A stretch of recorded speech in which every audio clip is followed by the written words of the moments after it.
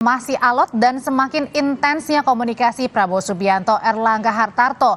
Bagaimana peluang Golkar merapat bersama dengan Partai Gerindra dan PKB? Lengkapnya kita bahas sore ini dengan Ketua DPP Partai Golkar Maman Abdurrahman, Direktur Eksekutif Parameter Politik Indonesia ada Mas Adi Praitno, dan Sekjen PAN Edi Suparno. Sore Bapak-Bapak. Sore.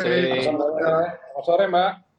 Saya ke Partai Golkar dulu, Pak Mama. Jadi sampai semalam ini pertemuan dengan KIB masih alot ya soal dukung mana nih untuk baca presnya di 2024? Ya, gimana Mbak? Sorry putus-putus tadi. Ya, jadi Pak Maman, kalau sampai semalam ini kan pertemuan bersama dengan KIB, PAN dan juga P3. Jadi pertanyaannya masih alot ya soal dukungan mana nih Golkar untuk baca pres di 2024? Saya rasa begini Mbak, semua juga pasti sudah tahu dan memahami ya dalam situasi seperti sekarang ini menuju proses titik hari H lah ya, hari H pendaftaran dan lain sebagainya, pasti dinamika semakin tinggi dan juga teknik politik juga semakin tinggi. Jadi kita anggap semua ini adalah bagian dari sebuah proses komunikasi politik, silaturahmi politik, dan juga ijtihad politik yang sedang dilakukan oleh para elit-elit partai di Republik ini. Seperti yang dari awal sudah beberapa kali kita sampaikan, kalau misalnya kita melihat situasi seperti ini, kita melihat tiga preferensi. Preferensi penentuan kepala daerah, kepala negara, presiden, dan lain sebagainya itu melihat tiga hal. Yang pertama tentunya faktor elektoral dan popularitas itu melihat itu pasti tentunya menjadi salah satu tolak ukur. Tapi tidak bisa hanya sekedar melihat sekedar faktor popularitas dan elektabilitas. Ada faktor kedua, yaitu preferensi elit. Nah, preferensi elit inilah yang sedang dibangun komunikasi di antara sesama elit-elit politik di Republik ini. Lalu yang ketiga adalah rekomendasi partai. Nah, tiga hal ini yang memang tidak bisa kita kesampingkan kalau kita mau bicara tentang presiden dan wakil presiden. Oke. Dari itu semua, apa yang saya bilang dari awal antara Golkar, PAN dengan P3, dari awal kan kita selalu bersepakat bahwa koalisi KIB ini adalah koalisi penyamaan platform konsep pemerintahan Pak Jokowi Ma'ruf. Pak Maman, kalau P3 kan sudah deklarasi nih. Kalau P3 kan sudah deklarasi, Pak Maman. Ya. Nah, kalau Golkar ini alotnya di mana? Kenapa nggak langsung aja deklarasi? Apa yang nggak deklarasi? Bahkan kalau kita dari awal memang sudah putuskan Pak Erlangga sebagai calon presiden kita. Oke, tapi untuk dukungannya? Presiden kita. Ya, kenapa Mbak? Tapi kalau untuk dukungannya yang secara ini jadi gimana? Ya, ini sedang lagi kita lakukan komunikasi silaturahmi politik. Tadi malam kita bersama-sama dengan PAN, ada Mas Edi Suparno dan ketua umumnya dan Bang Asman Abnur, lalu ada dengan P3 dan ketua umum kami. Jadi bagi kami Mbak, ini adalah sebuah proses politik yang harus dan wajib dilakukan oleh semua partai. Kenapa? Ya, pertama, momentum Lebaran juga menjadi salah satu momentum yang baik untuk kita lakukan silaturahmi politik. Di apa ke depan? Nah, tentunya yang penting satu hal dulu nih Pak yang ingin saya tegaskan kepada kita semua, bahwa harus ada kesamaan platform berpikir dulu bahwa ke depan Indonesia harus lebih baik. Oke, harus. Itu yang harus yakin semua sudah sama. Baik, nah, harus ada kesamaan ya. Tinggal bagaimana menuju ke arah untuk menuju ke arah lebih baik. Tentunya Pak Maman, mohon maaf saya potong sebentar. Masing-masing. Ya, saya potong sebentar, mohon maaf Pak Maman, kita juga sambil melihat di ruang visual, ini adalah pertemuan sore ini antara Ketua Umum Partai Gerindra Prabowo Subianto dengan Ketua Umum PKB Muhaimin Iskandar sore ini di kediaman Prabowo Subianto di Kartanegara. Dan ini merupakan momen pertemuan bagi dua Ketua Umum Parpol yang juga dihadiri oleh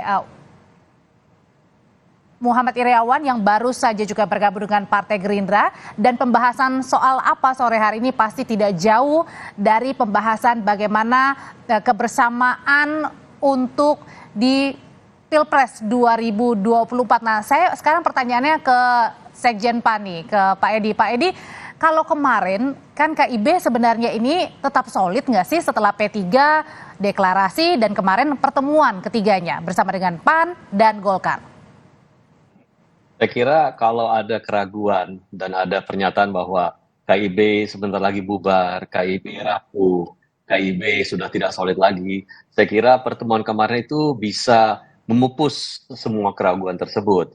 Apalagi para ketua umum di sana sudah duduk bersama dan salah satu pokok pembahasannya adalah bagaimana menindaklanjuti gagasan pembentukan koalisi kebangsaan yang diajukan ketika para ketua umum berkumpul di kantor DPP PAN pada saat bulan Ramadan kemarin, yang dihadiri juga oleh Presiden Jokowi. Bagaimana melanjutkan itu? Bagaimana kita kemudian menindaklanjuti duduk bersama di antara para pimpinan partai politik dengan mengutamakan azas kebersamaan agar kita bisa lebih cepat, lebih baik menyamakan visi untuk insya Allah nanti mengusung capres dan cawapres yang kita bisa sepakati secara bersama. Oke, tapi kan Pak Jadi Edi dulu bisa duduk bersama karena waktu itu PDIP juga belum mengumumkan kan siapa baca presnya, terus P3 juga masih belum gitu. Kalau sekarang?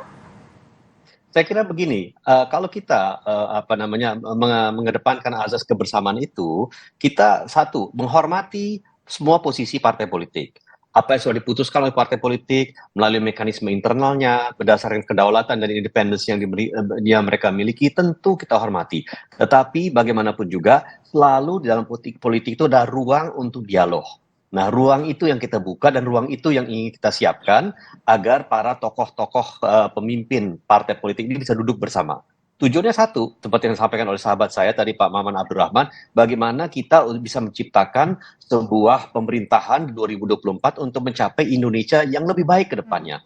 Meneruskan apa yang sudah lebih baik dan kemudian mengakselerasi hal-hal yang saat ini masih belum tercapai. Jadi saya kira keraguan terhadap hal itu bisa kita pupus, dan saya sudah sampaikan juga bahwa kita tetap fokus untuk KIB solid bersama-sama untuk kita membangun koalisi kebangsaan tersebut. Berarti bisa saya artikan nggak arti kata solid ini, Pak Edi, PAN dan Golkar akan bersama dengan P3 merapat dukung Pak Ganjar?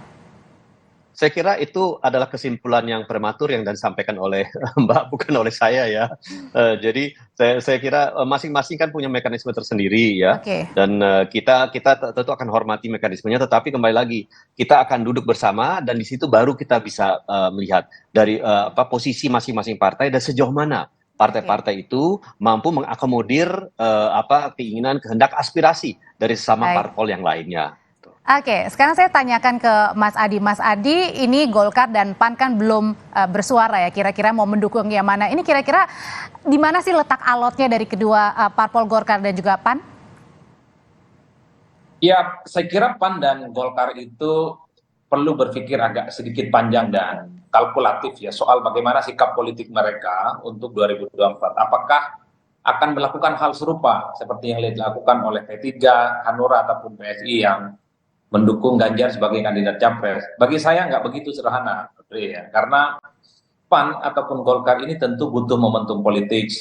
Ini bukan hanya soal bagaimana memenangkan Pilpres di 2024, tapi PAN dan Golkar ini berpikir kalau mereka tidak punya jagoan, tidak punya orang calon presiden yang diasosiasikan sebagai bagian dari PAN atau dari Golkar, khawatir suara pileg mereka itu tidak muncul secara signifikan.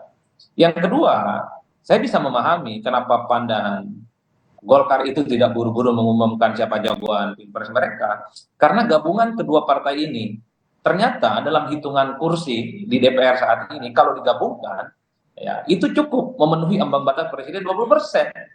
Artinya PAN dan Golkar ini nggak perlu pusing-pusing, nggak perlu pusing-pusing ke PDI, nggak perlu pusing-pusing ke Gerindra. Jadi masih ada opsi itu ya untuk bersatu saja ya, tidak pecah gitu ya.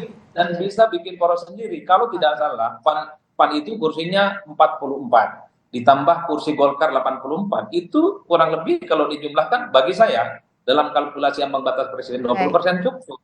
Itu yang sepertinya membuat Bung Maman dan Bang Edi ini tidak buru-buru menentukan sikap politiknya, karena bagi mereka mengusung ketua umum mereka, mengusung elit yang terasosiasi dengan PAN adalah juga penting, karena yang mereka pikirkan adalah kutil efek, mendapatkan insentif supaya pileg mereka juga aman. Kalau hanya sekedar buru-buru dan ingin nyaman misalnya, ya Golkar dan PAN cukup mendukung nama capres yang memiliki elektabilitas tinggi dan memungkinkan menang. Tapi kan pemilu 2004 bukan hanya itu yang dipikirkan, bagaimana suara pileknya juga bertambah. PAN yang saat ini 6 berharap tentu dapat 10, dapat 11. Begitupun dengan Golkar yang saat ini 10 berharap dapat 12, dapat 13. Caranya mengusung kandidat capres dan cawapres yang terasosiasi dengan mereka. Oke, kalau gitu nanti pertanyaannya akan dijawab oleh bapak-bapak.